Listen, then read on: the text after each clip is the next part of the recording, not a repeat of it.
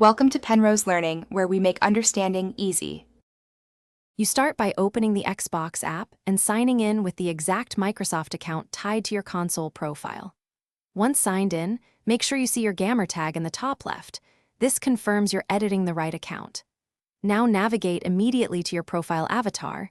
Don't linger in menus. Tap or click your profile to open the full profile view.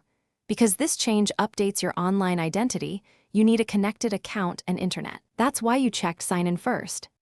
You'll find Customize on your profile. Select Change Gamer Tag to begin. Type the exact name you want.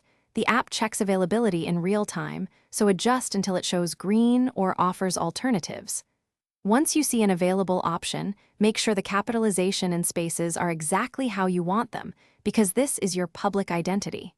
When ready, confirm the change. The app applies the update across Xbox services. Wait a few moments if the app seems to hang. It's syncing servers. After confirming, check that the new gamer tag displays in the app and on any connected console. Sometimes the console needs a sign out or a restart to refresh.